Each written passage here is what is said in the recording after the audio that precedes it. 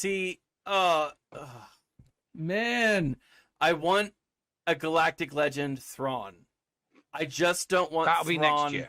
I just don't want Thrawn to be the main baddie. This is what I'm so okay, fine. Seriously, come on. Nev, okay, the Ahsoka show, Thrawn is going to be the main antagonist in Ahsoka's show. He can't be. He has can't to be. Dude, we're doing it. We're jumping into it. As I'm listening to Outbound Flight, we have Thrawn. Okay, so first of all, for those of you who don't know, you've got the original Thrawn character, right? Introduced in Heir to the Empire. From the extended universe. Right? That's where he was introduced. Thrawn at that time is an Imperial Grand Admiral. Thank you, Grand Admiral, living in and dealing with the aftermath of the victory at Endor. Jakku doesn't exist. There is no Jakku. Endor is dealing with the fall of the Empire. He's dealing with the fall of the Empire. He is the main guy. Okay? Thrawn, up to this point, in new canon, is not dealing with any of that stuff. He was taken out of the universe by Ezra Bridger. Okay? Now, had Ezra Bridger not done that, Thrawn would have been in and around the time of the rebellion. He would have been around during Jakku, and there wouldn't have been a Jakku because Thrawn would have done things differently. She made I don't know, and I don't want it to be. But here's the thing. In the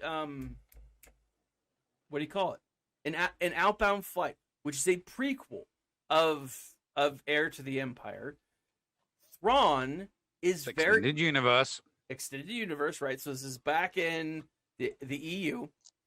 Thrawn is a character who he's still concerned with human life or sentient life, right? He's still protecting the, I don't know what you would call that. Like he's still focusing on Chiss stuff, right?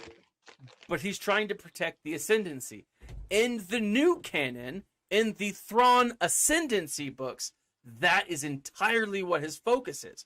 And so in my mind, Greater Thrawn, somewhere in EU, something happened. Okay? Ezra didn't save Ahsoka or whatever, and he saved Kanan. Kanan dies. Anyways, Ezra dies. Anyways, Thrawn becomes the ruthless Thrawn that we see in Heir to the Empire. He doesn't become the Thrawn that we will see in Ahsoka Tano or in the Ahsoka TV show. Now, this is all backed up. Okay, and hold on. Let's just do this. Okay, boom. Let's do it. All right. It's just me and Nev. No more Swugga. We're going Star Wars. It's just the two of it. I know. This is intense stuff, guys. Overlord DVD, which Nev, totally turned me on to. Right. Hey, excuse me. Show some respect. He's the future ruler of the planet Earth. Valid point. Future ruler of the Overlord DVD. Future ruler of the planet Earth. Yeah, give the man respect. Mad props. He came out with a leak, and it was a pretty devastating one that outlined what the Filoniverse would have looked like under or with or including what's her face?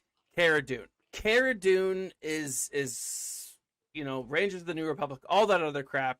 So on and so forth. Everyone's happy. If that had continued, the main baddie of the Filoniverse, which includes Ahsoka Tano, is none other than Darth Talon, not Grand Admiral Thrawn. Talon. You're getting your thingies mixed up now. She's going to be the bad. She's going to be the antagonist. She's being pitched as the antagonist for the Book of Boba. Not the Mandalorian, not the Rangers of the New Republic. She's introduced in the Book of Boba. Oh, sorry. No. Actually, no. I will defer to Sorry. The correct. Yeah, that is the correct. She is introduced in the Book of Boba, but she won't actually be the main antagonist in the Book of Boba. Yes. She will be the main antagonist in the Rages of the New Republic. Thanks, Rusty Jason. Play smart. Rusty Jason just said I've become his favorite new content creator. Awesome. Well, thank you. I appreciate it.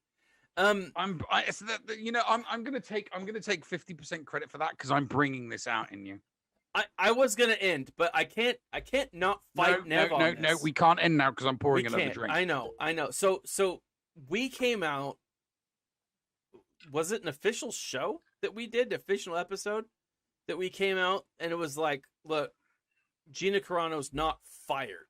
Yeah, no, we said that. We said that.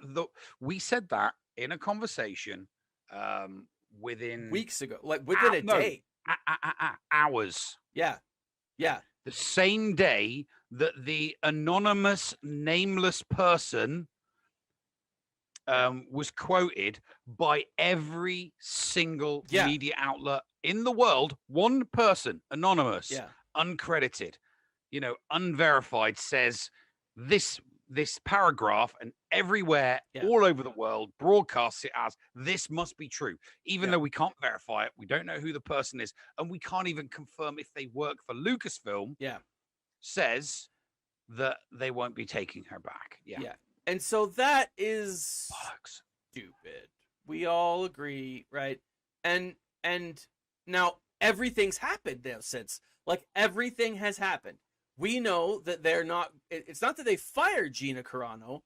They're just not hiring her back to play the role of Cara Dune, right?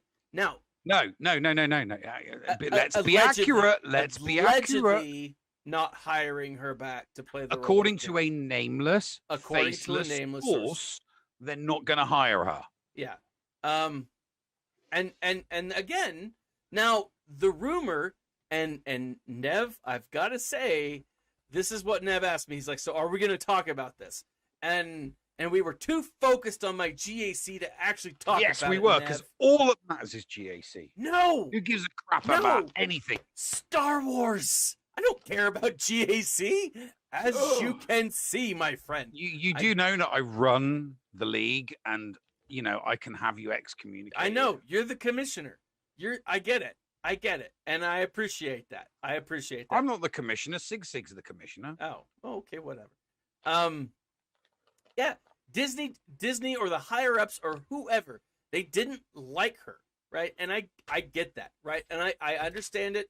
I disagree with them firing her for a political point of view. I think that's stupid. Not firing. Allegedly not hiring her back for a political point of view. I think that is ridiculous. I think we can all just say, hey, look, we can disagree on something, but we can come together on Star Wars, right? That's fine. You'd think. Anyways, so I get that. I do. I 100% get that. But, like, now the rumor is that they're really second guessing this decision, right? Now, if you watched the quarterly earnings report or whatever it was that Bob Iger did, listen to the shareholders meeting. The shareholders meeting, right? He's asked twice. There are like 5 questions that are asked to this ruler of Disney. 2 of them have to do with 1, Gina Carano, and 2, the direction of Star Wars. That you have to understand how much weight that gives, that these 2 questions got in when other people are talking about, important things to Disney, but not to necessarily to other people, right?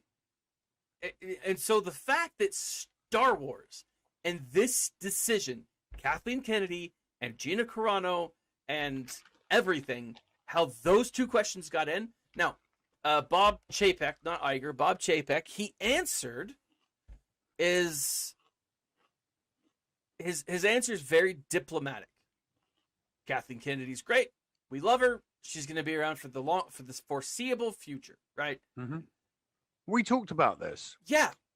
No CEO is going to bash the head of a company that's under him he was very diplomatic. Now, he may be upset with her. You have to be. You're in a shareholders meeting. Of course. You do not say to your shareholders, yeah, the ship is sinking. She's been really, really bad for the last 2 years. Yeah. And, you know, we're going to do something about it. The shareholders would be like, excuse me, I'm a shareholder, and you're only now telling me that the person that you put in charge of a company that's supposed to be making me money has been doing a bad job for 2 years, and you're only telling me no.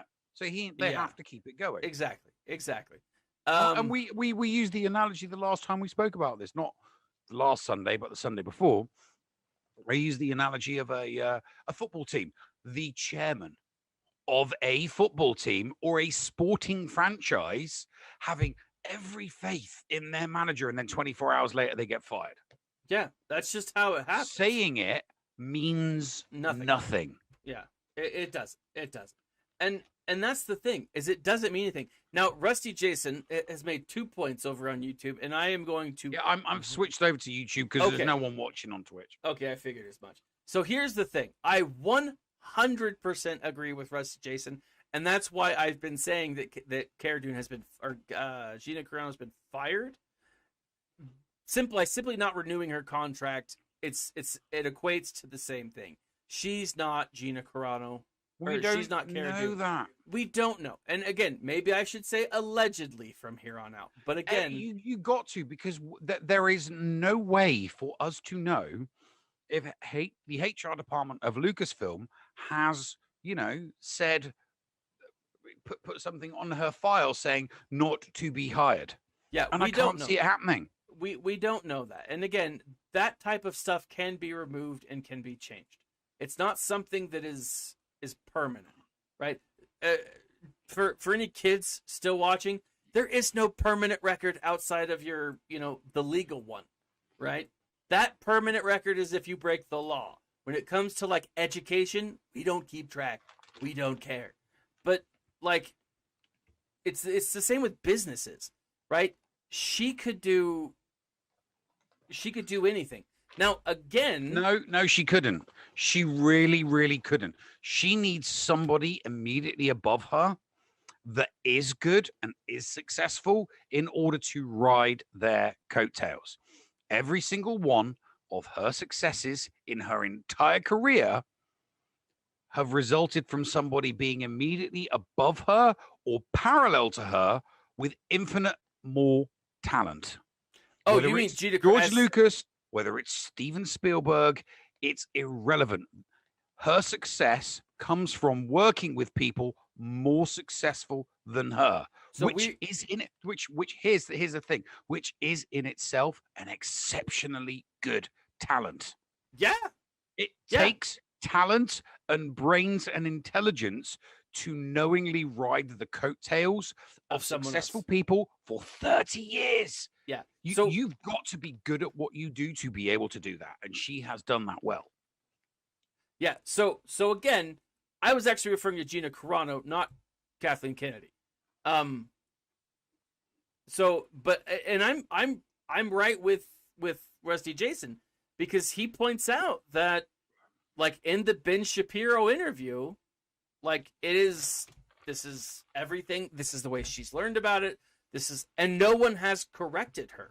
I watched the Shapiro interview. Yeah, so did I. At no point during the interview did she say someone from Lucasfilm got in touch with me and said that my services would no longer be required at Disney. She never said that. All she confirmed was that the agency that she used dropped her. Yeah. And that big whoop. Yeah, and the agencies in Hollywood the agencies in Hollywood all went woke. True, but that is a big whoop. I mean, that's a very big whoop for someone in her position. It absolutely is. It just means she's not paying 5 to 10% to an agency to find her work. That's her valid. Agents find her work. Valid. She is still a part of the Actors Guild, the Actors Union, the Directors Guild. She is still part of all of those guilds. So she is still a registered actor. Just because she is no longer represented by an agency, all that means is that agency aren't actively looking for acting roles for her in Hollywood. And they're looking at her thinking, well, we're not going to be able to get her anything anyway, because Hollywood's woke. And that's a valid point, because they won't be able to get her anything because of that. I do think 100% though that it's a matter of semantics. I think ultimately I think we were right, and we're going to see her return as Cara Dune. Maybe not in the Book of Boba. I think what Jon Favreau and if they're smart, and I know that we are, what they're probably doing and what they should be doing is filming everything but any scenes related to her, right? And all they're changing is small details that could pull her out and be filled with potentially another character, or just small changes. And any of those changes can either be reshot or shot in a way that they don't need her to be there, right? They'll bring her. They'll call her. I mean, it's April. I mean, for all intents and purposes, it is April. And they're filming the Book of Boba now. And they were filming scenes for the Book of Boba in November, right? I mean, in October. You got to remember that Cara's interaction in the Book of Boba is very, very small. It's negligible. That's true. That is true.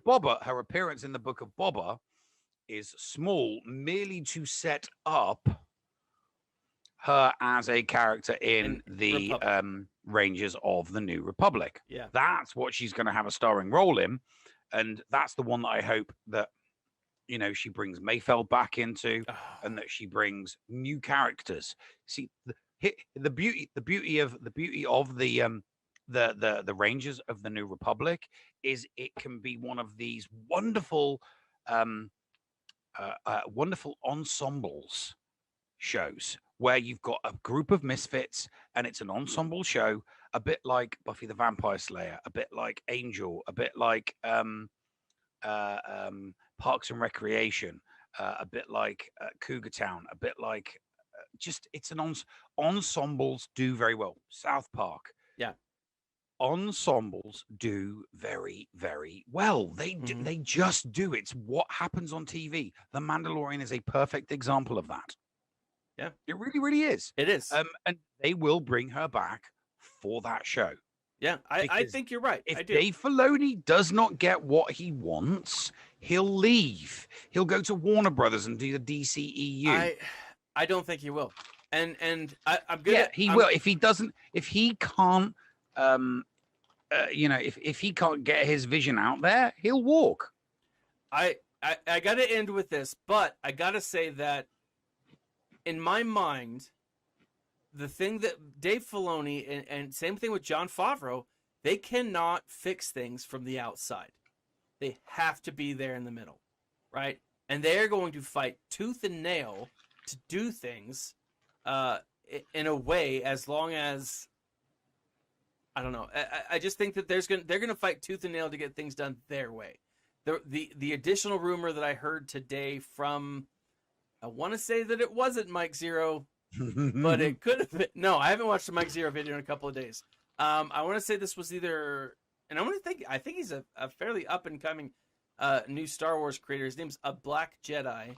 I don't know how long he's been around, but I've been following him and a few others recently that have been. Well, he's given himself the perfect clickbait name. Oh, I know. And he actually does a really good job. I really like his work. Please. Oh, no, he could be brilliant at his job and he could give excellent commentary. Yeah. But he's given himself a YouTube clickbait name. Oh, yeah, and it's a great name. It's working for him. He's rising up there. He's already well surpassed me, but one of the things that he mentioned was that Jon Favreau and Dave Filoni are both fighting for more control of their own work. I'd agree. I would agree with him there. Absolutely. I would agree with him there. Yeah. Yeah. And as I would agree with it. I mean, I don't know who this content creator is that you're talking about, but I would definitely agree with him on that one. Yeah. It's a natural thing to want to have more control over something you've created. Yeah. And so what that content creator is saying is perfectly logical. Yeah. A creator wants to maintain the editorial rights, control, and the rights of something that they've created. Yeah, absolutely. And one of the things that if you look at Disney, Solomon, Rusty Jason pointed this out, and I think someone said it earlier. Disney Plus are reportedly dropping the subscriber rates are dropping. They've mentioned a ton of new rates going in, like a ton of new subscribers, but they also have a deal with Verizon and I think another company that if you sign up for one, you get Disney Plus for a year. And yeah, no, there was an AT&T one and there was a Verizon one, and it gave you Disney for 12 months. When they run out, will the people stay signed up to? And the answer is no, they won't. Yeah, not without good quality content. Not without good quality content. Yeah. I mean, they could have. They haven't helped themselves by not returning 20th Century Fox material to the Disney Plus platform. Yeah. I mean, that would solve a lot of problems for them from a content perspective, instead of cartoons, family stuff, and National Geographic. It's like, I came here for Star Wars, and now there's no Star Wars, so now I'm leaving. Yeah. I do think they are going to be including 20th Century Fox with their new platform thing.